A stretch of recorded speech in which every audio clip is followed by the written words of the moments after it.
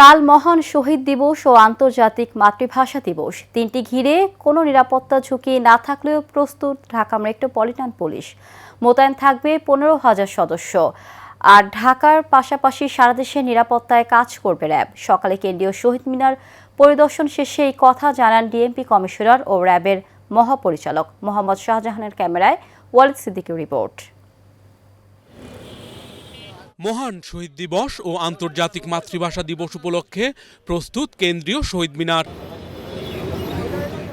সকালে নিরাপত্তা ব্যবস্থা পরিদর্শনে আসেন ডিএমপি কমিশনার। জানান, নিরাপত্তা নিশ্চিতে নেওয়া হয়েছে কয়েক স্তরের ব্যবস্থা। কোনো ঝুঁকি না থাকলেও যে কোনো পরিস্থিতি মোকাবেলায় সর্বোচ্চ সতর্ক থাকবে পুলিশ। ঢাকা মেট্রোপলিটন পুলিশ নিয়েছে কয়েক স্তরের নিরাপত্তা ব্যবস্থা।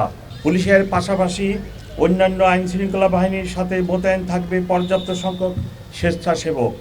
সর্বসাধারণের নিকট আমাদের বিনীত অনুরোধ, যথাযথ শৃঙ্খলা ও শহীদ মিনারের পবিত্রতা বজায় রেখে আপনারা মহান ভাষা শহীদদের প্রতি শ্রদ্ধা নিবেদন করবেন।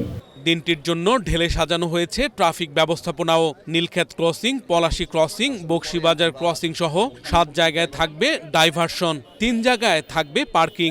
Crossing, high court crossing, Chankharpul crossing, Palashi crossing এবং বকশীবাজার ক্রসিং, এই জায়গাগুলোতে আমাদের ডাইভারশন থাকবে।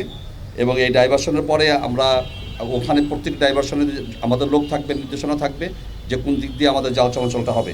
আন্তর্জাতিক মাতৃভাষা দিবস উপলক্ষে নিরাপত্তাজনিত কোনো হুমকি নেই বলে জানিয়েছেন র্যাবের মহাপরিচালক AKM শহীদুর রহমান। তিনি বলেন, কেন্দ্রীয় শহীদ মিনারের পাশাপাশি সারা দেশে নিরাপত্তা ব্যবস্থা গ্রহণ করা হয়েছে।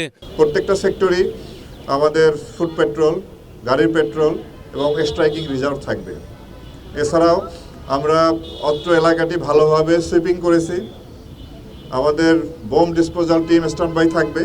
শহীদ মিনারের চারপাশে 64টি ক্যামেরার মাধ্যমে মনিটরিং করা হবে। সেই সাথে র্যাবের সাদা পোশাকধারী গোয়েন্দা টিমও মোতায়েন থাকবে বলে জানিয়েছেন র্যাবের ডিজি। পুরো এলাকাটাকে আমরা 64টি ক্যামেরার মাধ্যমে এটা আপনার সিসিটিভির আওতায় নিয়ে এসেছি। Walid Siddiqui, Asian television, Dhaka.